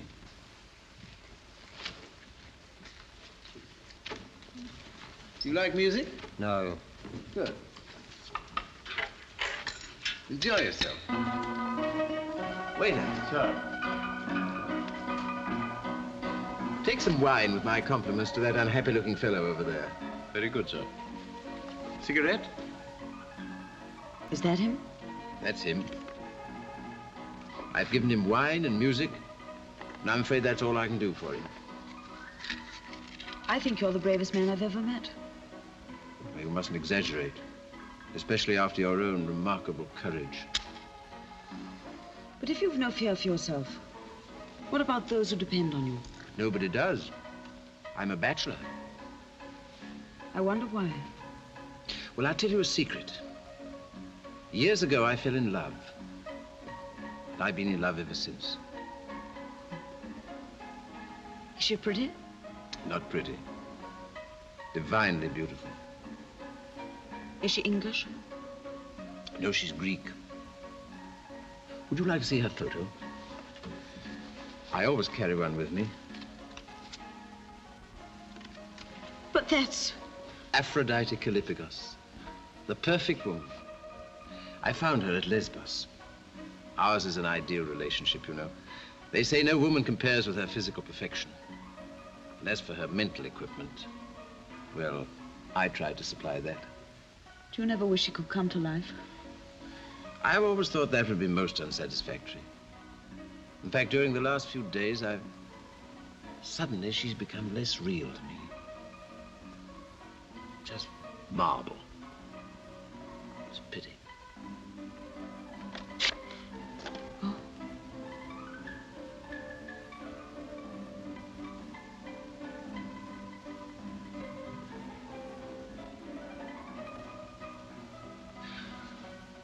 Well, I think we better be going now. And in opposite directions, I'm afraid. You better go first, alone. Now, I want you to trust me implicitly. It's going to be hard, but whatever happens, you mustn't get in touch with us or try to see us. This is going to be a battle of nerves. We're going to be watched day and night.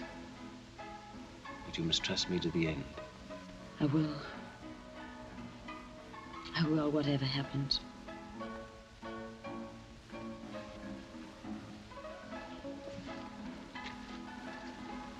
Don't worry. I promise you I won't leave Germany without you. Give my love to Father. And keep some for yourself. Goodbye.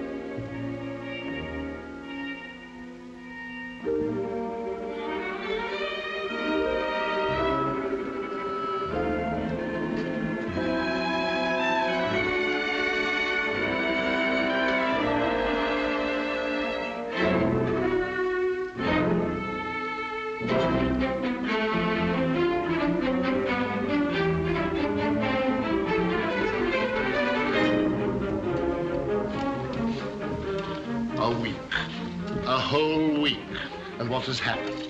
Nothing to report. Nothing to report. The girl has been to a hairdresser and he has kept digging. Why?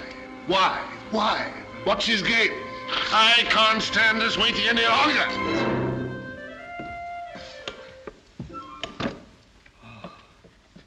Say, Prof, we've dug up half Germany. What do we do now? Dig up the other half.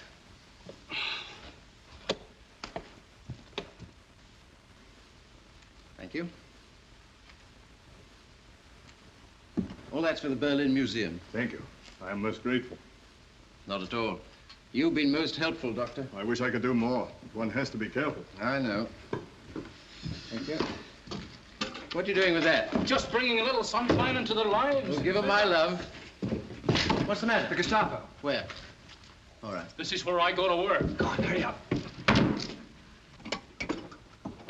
Oh, David, I want to ask you to... Gestapo. Professor Smith? Come along, please. You must excuse my coming unannounced, but you did invite me. I brought some of my boys. Delighted. Well, what a large family. You don't mind their taking a look round? They're so interested in your operation. Not at all. Make yourselves at home, gentlemen. You know Dr. Fulrott of the Berlin Museum? Heil Hitler. Heil Hitler. Dr. Fulrott is making a catalogue of the relics which your government is permitting us to take back to England. Professor Smith's discoveries have been quite remarkable. He's been most generous in his gifts to our museum. So? Yes, you'll be surprised what we've discovered about an early Aryan civilization. What's in there? Oh, relics of pottery, weapons. Here? Same thing. And here? A man. A dead man. Would you like to see him?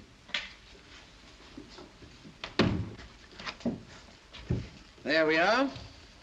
Buried with all his weapons, you see.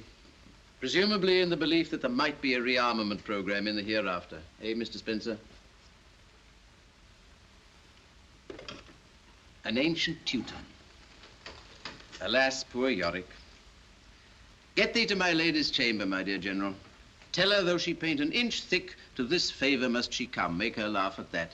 The Earl of Oxford wrote that, you remember. Reich Minister. No. No? No. So? What, going already? Then we better say goodbye, for we shall be leaving ourselves in the morning. It's okay, boys. They've gone. We'll never get out of here. Never. They'll watch us day and night. Take it easy, buddy. The professor won't fail us. We'll get away all right. Yes, but how?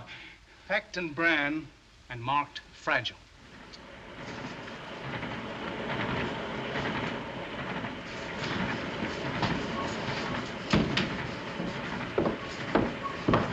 Changing guard, sir.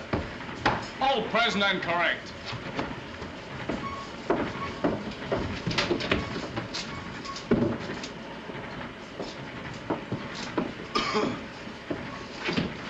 What are you taking so much care of? Red herrings. Hmm? Red herrings. Oh.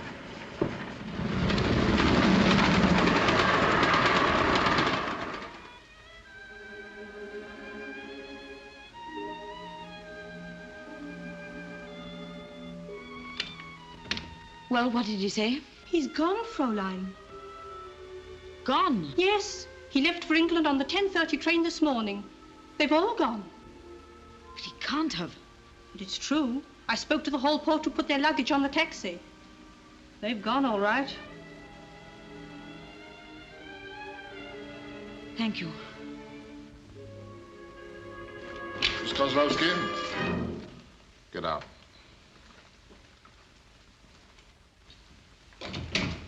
Sit down.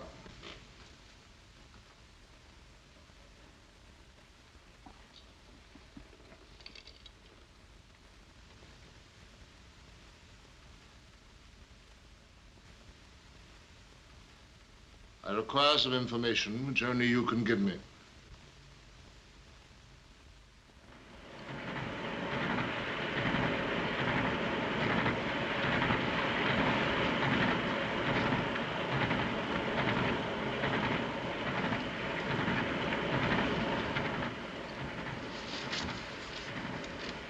Where are we now?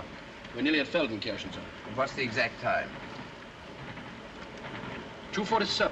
Means we're 4 minutes late. Good. Not very long to wait. You all know what to do? Oh, yes, sir. 2 hours to the frontier. And with ordinary luck, gentlemen, our last adventure will be successfully concluded. In case there's no opportunity to do so later, I want to tell you now that your conduct throughout, in spite of occasional fits of lunacy, has been most exemplary. I do hope the trip has proved instructive. It has, sir. I suppose we shall all be meeting again pretty soon at Cambridge, sir? I wonder. I have an idea that our country may have more important work for us. Anyway, I do thank you all. You, Steve. Oh, goodbye, sir. And you, Herbert. Bertie, sir. Bertie. And Jock. And, Clarence. Clarence, of course, yes. And David. How did you remember all those names, sir? Excuse the familiarity, Mr. Maxwell. Oh, by the way, I owe you an apology. I did my best at Cambridge to prevent your joining this expedition. I admit now that would have been a mistake. Oh, allow me to return to you your bones. Take care of yourself, Prof. I will. Now, gentlemen, I'm just going to take a little nap. Meanwhile, do your stuff. Sure. Good night. Good night, sir. Good night, sir. That's the signal.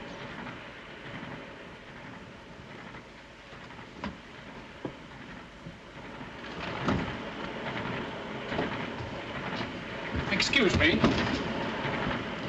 One of us has got to move, pal, and it isn't going to be me. This is it.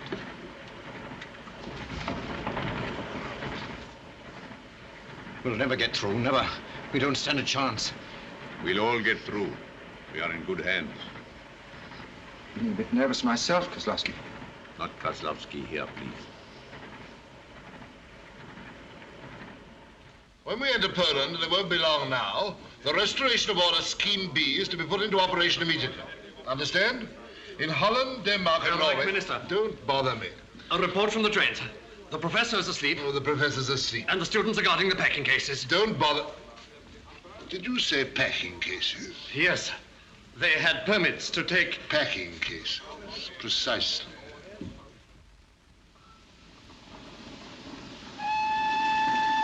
Train's coming in. Get ready there.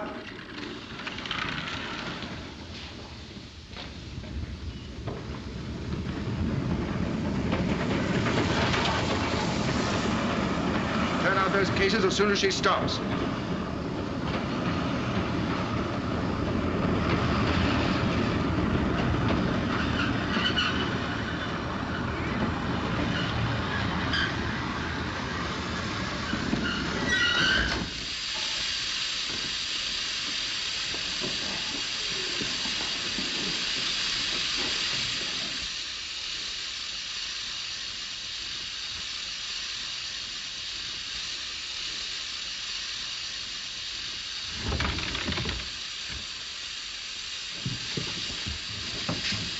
Where is he? Here he is. Oh, are we here yet? Well, that's not him. You idiot, what have you been doing? What are you guys looking for? Professor Smith, we have a warrant for his arrest. Well, you'll be unlucky. He's not here. Excuse me, but I saw a very suspicious character just now. Where was he? In there. But it's not a he, it's a she. You old fool. Telephone headquarters, right away. Hey, fellas! David, those thugs are breaking open our crates. What? Yes, madam, I'll attend to it. Give me your passport, please. Thank you. Cook's party, Cook's party. Passports, please, all your passports. Cook's party. I want your passports, please. Oh, are you Cook's party, yes, that's right, madam. Passports, any more passports? Cook's party, any more passports? Come out in your passports, please, thank you. Passports. Passports, Cook's party. Any more Hey, what is it? We've a government permit to clear this case. He's unopened. Keep your mouth shut. Cook's party, 9 keys. Please, I wish to make a complaint. Pass along, please. I've been grossly insulted. I'm sorry. Pass along, I've please. been manhandled. Oh, madam, please, can't you see the office is busy? It's disgraceful. I'm a married woman. And in 30 years of married life, I have never been manhandled. What can I do about it? All right, take your floggership away. Come along, Cook's party, this way, please. It's an outrage. I shall report it to the Here, authorities. this way, sir. This way, madam, Cook's party. This way, my lord. Thank you. Right, come along, please. Bits of stone. What did you expect? Ostrich feathers? Aren't you gentlemen with the Cook's party? Sure. Sure we are. Well, come along, gentlemen, come along. The rest of the party's already across the frontier.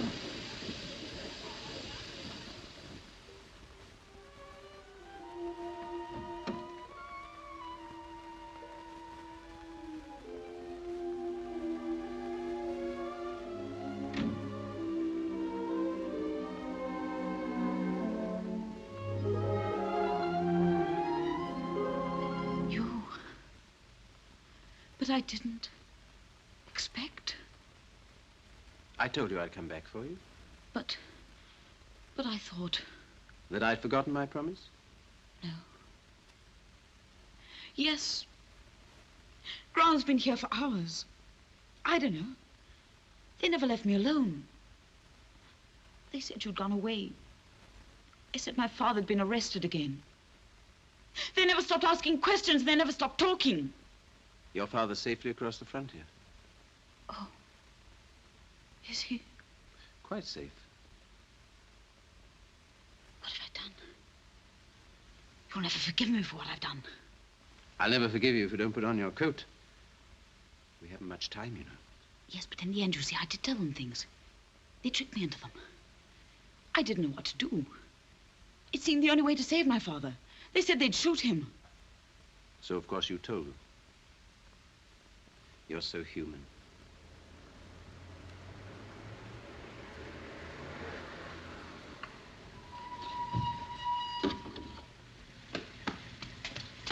They haven't wasted much time. Why did you come back? Tell me, is there any other way out of this house except the front door? Yes, the back door. And the fire escape. Why did you come back? Because I said I would. Come here. Here, put this on.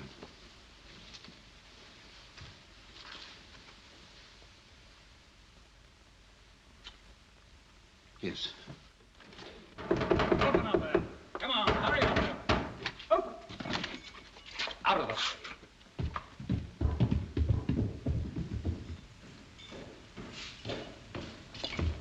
No. Open up. Open. They're gone. The fire escape.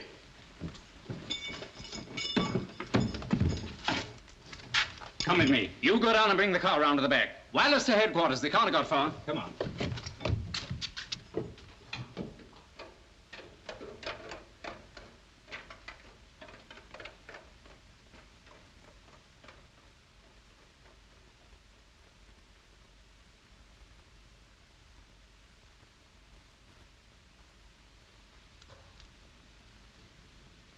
Well, I'm almost ashamed to have used that old trick, but it nearly always works. What do we do now?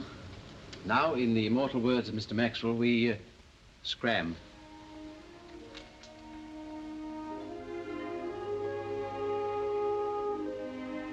"'Twas brillig, and the slithy toes did gyre and gimble in the wave."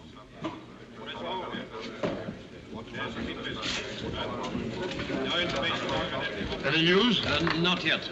I will not be beaten by that archaeologist. It's a matter of personal honor. I can assure you, Herr Reich Minister, that every train is being checked and every frontier watched. He can't get away. In a few moments, I shall be able to give you some definite information. Well, see to it. I'll get him myself, understand? Myself.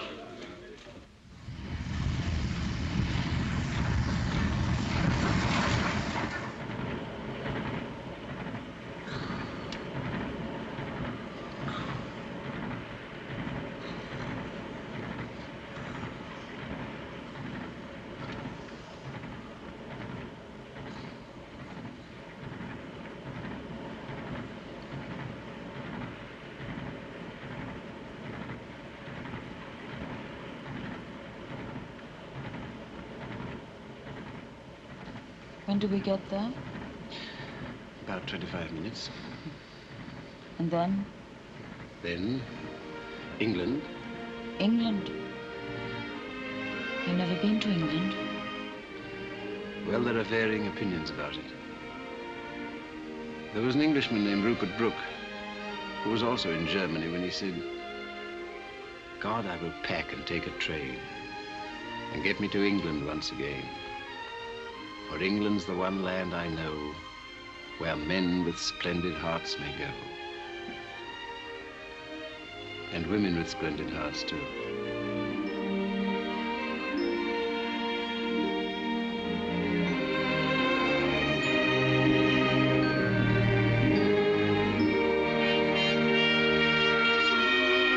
Good morning, Professor Smith. Good morning. Will you come with me? What for? I have orders to detain you. I'm coming too. No, madam, your train is waiting. Take this lady through the barrier. I won't go without you. I should be all right. Go straight to Montavier, Hotel Excelsior. Your father's waiting for you. But you, can you manage? I shall do my best. Hurry now, the train's waiting.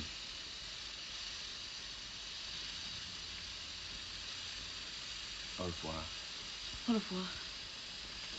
This way, please.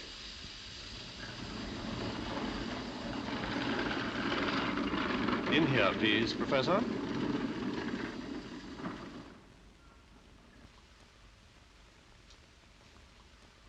Well, Professor of Archaeology? Well, Captain of Murderers? You won't mind spending a few minutes with me until our special train arrives? I take it I have no choice. Very little. This must be a big moment for you. A minor satisfaction. I wanted to get you out of my system before I turn my mind to more important matters. You had become a great nuisance to me, Professor. Almost an obsession. But everything comes to an end. What particular end had you planned for me? Need we go into details? At least it will be quick. But violent, I suppose. A strange end for one who despises violence. At the hands of those who worship it. The new German god. Of course we worship it. Violence means power, and power crushes opposition. The epoch of the council chamber is over, Herr Professor. I tell you that power and strength and violence will rule the world. Why are you sweating, my dear General? It isn't very warm. Are you afraid of something? Afraid? We Germans fear nothing. Ah, because you have a pistol. Yes, I have a pistol. It has 8 bullets, 8 lives. And I have 28 lives. Odd. Scientists, men of letters, artists, doctors. 28, saved from your pagan pistol. And all you've got is my humble self. Not a very profitable transaction. We can afford to make a loss. Our profits will be tremendous.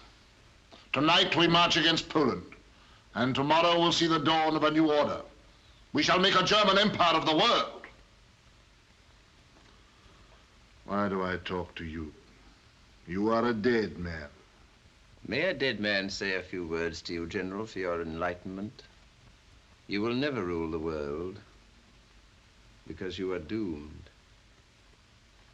All of you who have demoralized and corrupted a nation are doomed.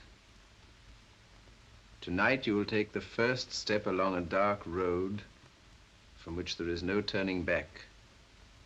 You will have to go on and on, from one madness to another, leaving behind you a wilderness of misery and hatred. And still you will have to go on, because you will find no horizon and see no dawn until at last you are lost and destroyed. You are doomed, Captain of Murderers. And one day, sooner or later, you will remember my words.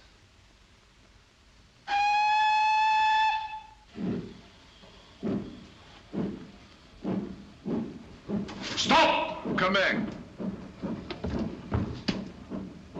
You were never nearer death than at that moment. How could one die better than waving goodbye to a friend? All right, take charge of him. Take him out of that lab where I can see him.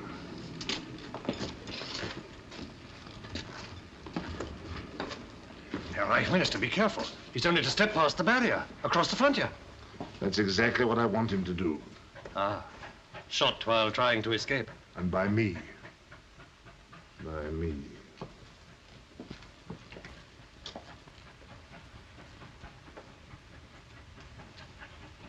All right, get out. I will protect you myself, Professor. Would you care for an English cigarette, General? It might steady your nerves. My nerves are perfectly steady. They don't appear to be. Just an old-fashioned match.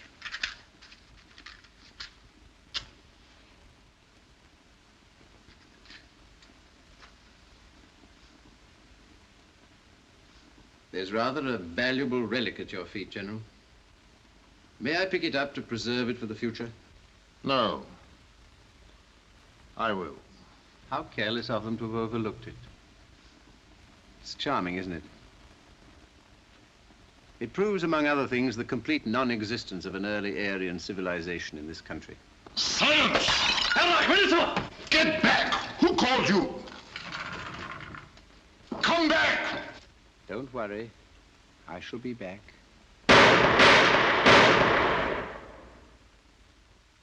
We shall all be back.